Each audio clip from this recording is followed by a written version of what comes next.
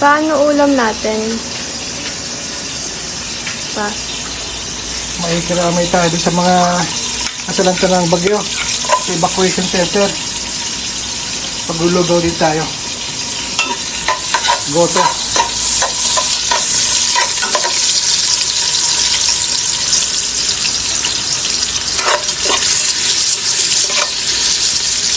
Lugaw muna tayo ngayon.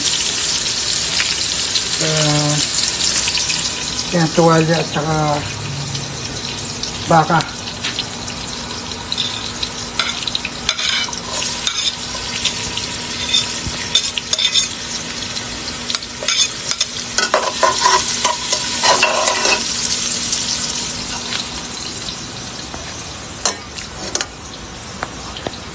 Lalambot ko na yan.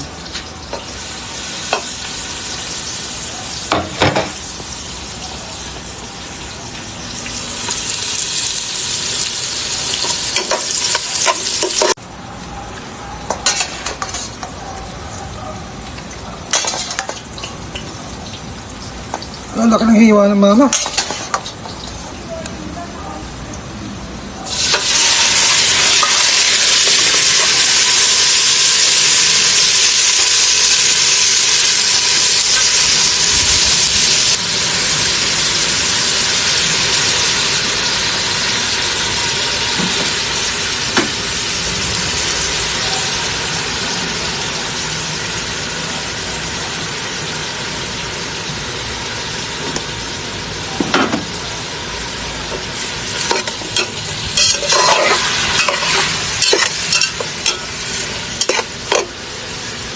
Salt.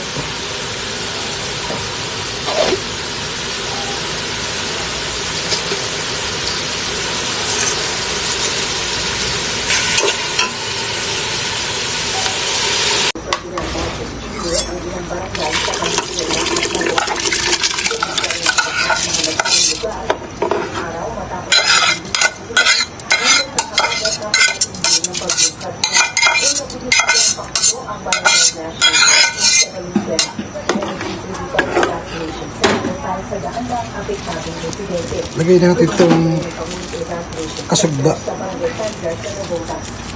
Sabi ng Pangulo, kailangan ng bisitahin ng disenyo ng mga flood control project sa Metro Manila. Ayon sa MMDA, nasa 23 ng pamilya sa NCR at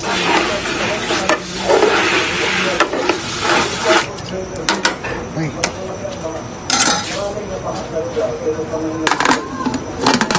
Marami tayo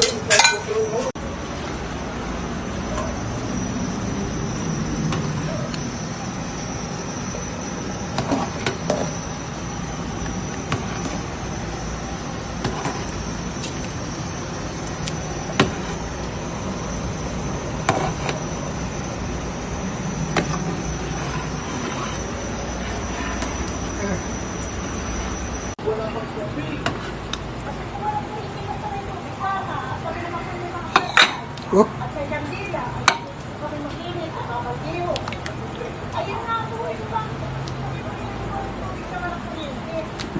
Sa Luzon, Manila, walang water traction, bumabala ang pressure dahil sa dami ng gumagamit. Sa kalsada, nagkalat ang mga basura at nalulog na gamit habang walang paglilinis sa mga residente. Katapos ng interview natin kay Aling Yolanda, biglang bumalik ang supply ng kuryente dito sa area ng Tatalon sa Quezon City. Pero marami pa rin lugar sa Metro Manila ang karating probinsya ang brownout pa rin dahil sa pananalaman ng habagat at bagyong Karina. Sa lagpas 600,000, nasa 330,000 na lang ang walang kuryente ngayong araw.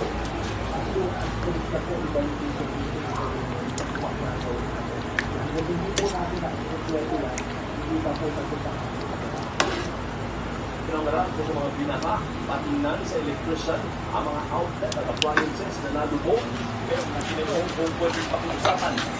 Raw sa crew, nag-regain to safe ang mga gamit na nabasa, hindi na umula itong trabaho ng Meralco. Sa customer's responsibility, wala na po kasi kami demanding we are not authorized anymore to go. Halika na, kaya tayo. Samantala, nagpamalang BPI na may parusa ang mga negosyanteng hindi susunod sa umiiral na price freeze sa mga basic at prime commodities.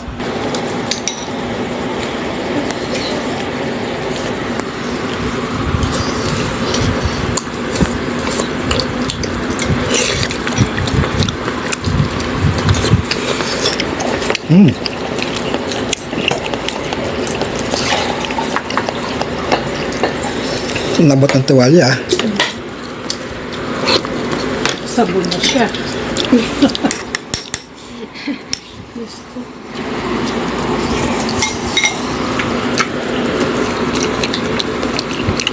Wait lang, Bruno ha. Mainit pa eh. Ano? Pumunta rin?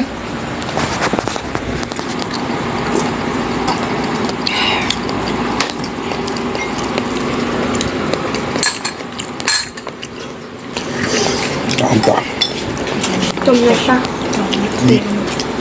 May kanin doon na sa loob tonight.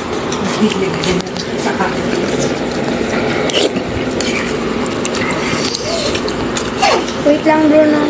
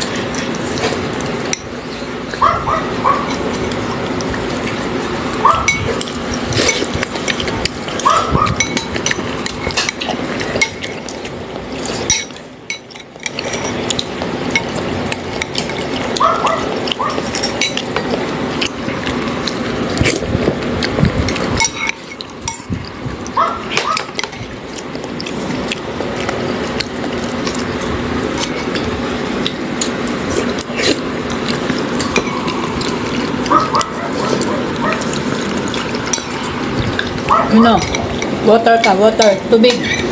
Inom tubig. Go.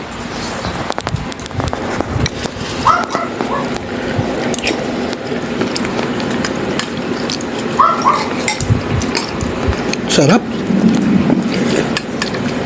Abay ko. Ang higop.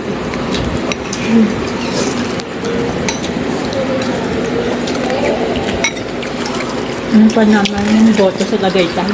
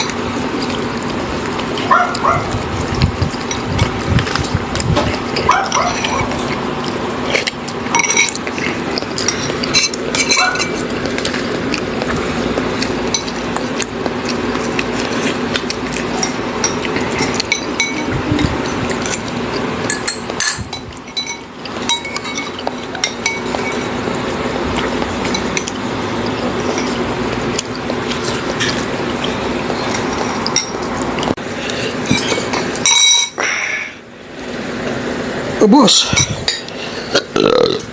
Oh, ikaw, ubus ka na rin? Yes.